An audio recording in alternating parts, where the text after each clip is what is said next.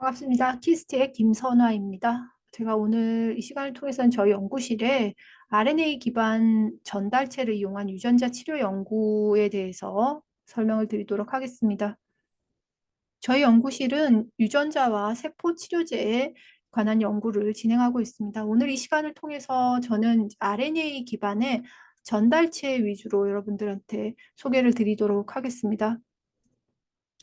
RNA 기반 치료법에 이용되는 이제 RNA는 크게는 두 가지로 나눌 수가 있습니다. 유전자를 발현하는 mRNA 세라피 쪽하고, 그리고 유전자의 발현을 억제시키는 siRNA나 안티센스 RNA, 또 그리고 마이크로 RNA와 같은 RNA 인터페런스, RNA 저해에 관련되어 있는 유전자 접근법, 이렇게 두 가지가 있겠고요.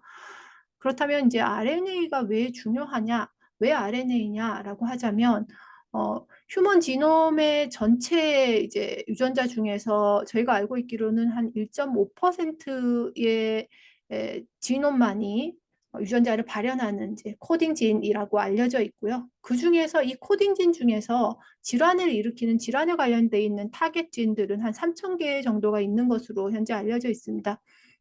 그렇다면 이러한 타겟들을 전통적인 약물 중에서 기존의 화학 약물인 스몰 모레큘 같은 경우에는 이런 질환을 일으키는 유전자 중에서도 한 15% 정도를 약물로 타겟을 할 수가 있습니다. 그리고 현재 가장 많이 이용하고 있는 단백질 기반의 표적 치료제, 즉 안티바디의 경우에는 한 50% 미만 정도가 질환과 관련되어 있는 표적을 커버를 할 수가 있습니다. 하지만 RNA를 이용하게 된다면 앞서 설명드린 바와 같이, 즉 mRNA를 이용한 유전자의 발현을 켜는 것, 그리고 siRNA와 같은 RNA 인터페런스 기작을 이용한 유전자의 발현을 끄는 것, 이렇게 두 가지를 조합을 하자면 현재 여기서 이제 80% 정도로 저희가 적어놓긴 했지만, 실제로는 이론상 질환과 관련돼 있는 유전자의 발현을 전부 다 컨트롤을 할 수 있는 막강한 매테리얼이다라고 말씀을 드릴 수 있겠습니다. 그렇다면 RNA 관련 치료제들이 사실상 RNA의 발견 이후에 저희의 그 손까지 약물로 도착하는데 꽤 오래 시간이 걸렸고요. 여러 가지 업앤다운이 있었습니다. 예를 들자면 이제 mRNA 백신 같은 경우에도 사실상 mRNA가 발견된 지 한 60년 정도 지나서 저희가 사실상 약물로, 치료 약물로 이용될 수 있었고요. 그리고 siRNA 같은 RNA 인터페런스에 관련된 약물의 경우에는 발굴되고 거의 한 25년 이상의 시간이 걸려서 저희가 약물로 실제로 가질 수 있게 된 거죠.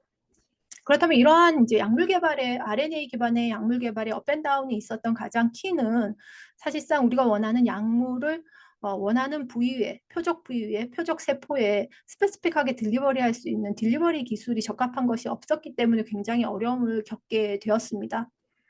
물론 이런 이제 딜리버리 기술들은 현재에는 메신저 RNA를 이용한 백신 같은 경우에도 여러분들 잘 아시는 것처럼 LNP 같은 지질 나노 입자로 저희가 전달체를 이용해서 약물로 개발했고, 그리고 siRNA 입장에서 봤을 때도 저희가 LNP나 혹은 갈락 같은 모이어티를 이용한 전달체를 이용해서 실제로 약물로 개발되어 있습니다. 하지만 이들 LNP 기반, 그 관락 기반의 유전자 전달체의 경우에는 사실상 거의 대부분의 약물들이 간에 다 전달될 수밖에 없기 때문에 사실상 효율적인 간 전달을 위한 유전자 치료제, RNA 치료제 쪽은 거의 대부분의 이제 전달체 활용이 가능하다라고 말씀드릴 수 있겠습니다. 하지만 그렇다면 이제 간에서의 RNA 치료제 개발은 꽤 많이 개발되어 있긴 한데, 이제 이 성공을 바탕으로 해서 간 밖으로 나오는 것, 간 이외에 예를 들어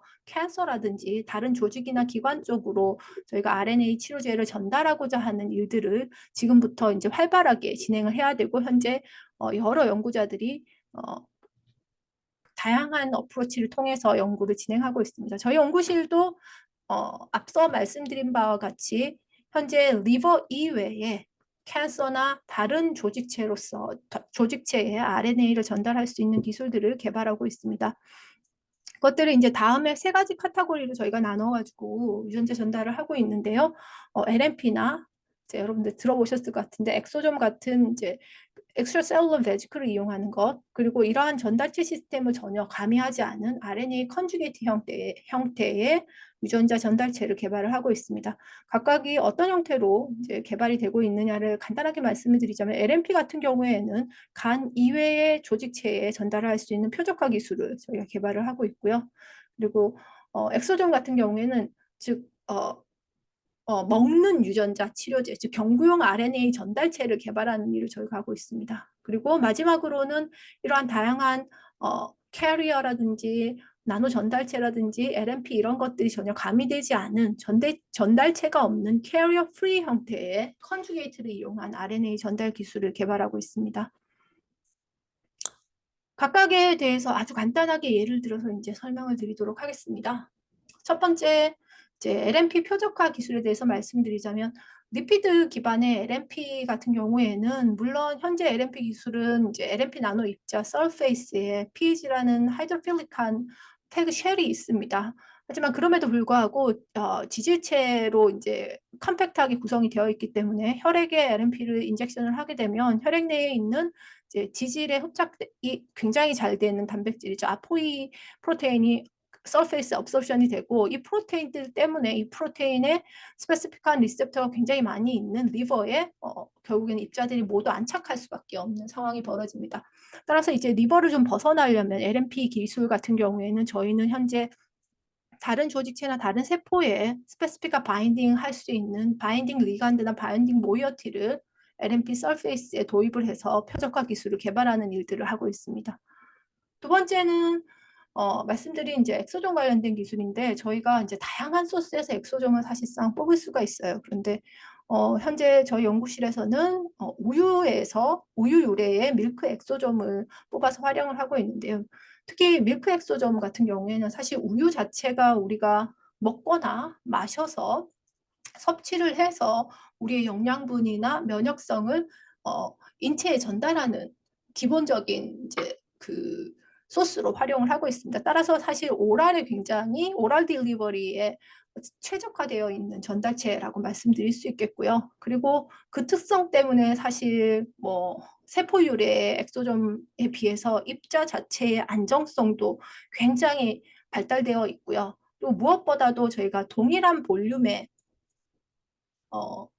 그 우유와 그리고 줄기세포 유래의 미디어에서 엑소점을 뽑았을 때 보면은 이제 엑소점의 일드 수율면이 거의 많게는 적게는 50배에서 많게는 100배까지도 차이가 나거든요. 그래서 사실 밀크 엑소점은 우유라는 소스를 제공받을 수 있는 측면에서도 제약점이 많이 없고 그리고 그렇게 제공받은 이제 엑소점의 밀크 소스에서도 굉장히 높은 수율로 수동률로 저희가 엑소점을 얻을 수 있는 경우라고 볼 수 있겠습니다. 이 부분이 왜 장점이 되느냐 하면 사실 현재 엑소점 특히 줄기세포나 핵셀 같은 동물 유래의 세포에서 엑소점을 얻는 기술들이 상용화로 가는데 굉장히 어려운 점이 제일 큰 것이 뭐냐 하면 이제 대량 생산이 어렵다는 것입니다. 수동률도 작고 세포를 엄청나게 키워야 되는 상황이 벌어지기 때문에 그런 면에서 이제 우유라는 쉽게 얻을 수 있는 소스와 그리고 그 안에 안정적인 밀크 엑소점이 굉장히 높은 효율로 저희가 수득 얻을 수 있다라는 강한 장점이 있기 때문에 저희가 딜리버리 매체로 이용하는데 굉장히 유리하다라고 말씀드릴 수 있겠고 그리고 본 랩에서는 저희는 이 안정한 밀크 엑소점을 크래킹을 해서 그 안에 마이크로RNA나 SR 같은 핵산 치료제를 저희가 집어넣고 다시 이렇게 안정화시킬 수 있는 플랫폼 기술을 가지고 있습니다. 그래서 이것을 이용해서 저희가 이제 오럴 딜리버리를 계획을 하고 있는데요.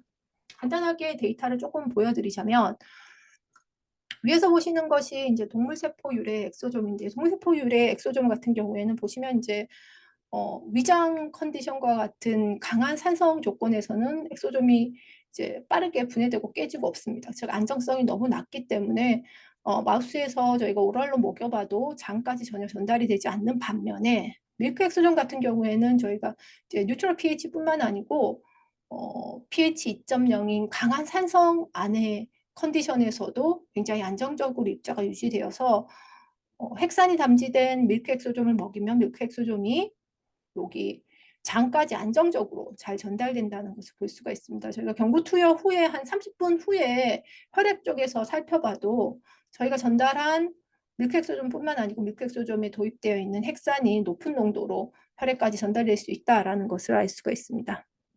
그래서 앞서 말씀드린 것은 이제 오랄적으로 siRNA 치료제를 전달할 수 있는 시스템을 개발하고 있고, 마지막으로 잠깐 말씀드릴 부분은 RNA 접합체 부분인데요. 물론 나노 입자나 뭐 LNP나 혹은 엑소점을 이용해서 전달체를 이용해 가지고 RNA를 효율적으로 전달하면 굉장히 좋은데, 무엇보다도 치료 약물의 이제 도주를 계속해서 올리게 되면 결국에는 같이 들어가는 전달체의 양도 많이 올라갈 수밖에 없고, 그것이 이제 톡시시티하고 연결돼서 진행될 수밖에 없습니다. 그래서 가장 아이디얼한 이제 전달체 기술이라고 하면 약물 그 자체가 전달 기능을 가지는 것, 그러니까 캐리어 프리의 전달 기술이 가장 이상적이다라고 말씀을 드릴 수 있겠고요. 그래서 저희는 RNA 치료제를 표적 부위까지 전달해 줄 수 있는 리간드를 도입한 이런 컨주게이트의 형태, 즉 캐리어 프리한 컨주게이트의 형태로 저희가 약물을 개발하려고 현재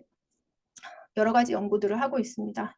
지금 이 자리에서 제가 일례로 잠깐 보여드릴 것은 알부민을, 그러니까 우리 몸 안에 있는 알부민을 일종의 타겟팅 리간드 혹은 전달체로 이용한 케이스인데요. 제가 프리폼의 핵산 RNA 싱글 스트랜드 끝쪽에 저희가 알부민의 시스템과 스페시픽하게 컨주게이션을 할 수 있는 기능기를 도입함으로써, 즉 핵산, 프리한 핵산만 혈액에 넣어주면 혈액 안에 있는 알부민과 1대1로 반응을 해서 알부민을 타고 이제 혈액을 돌다가 저희가 표적 부위라고 얘기할 수 있는 캔서 쪽에 알부민이 어큘레이션이 되면서 RNA를 효율적으로 캔서에 전달을 할 수 있는 기술이라고 할 수 있겠습니다.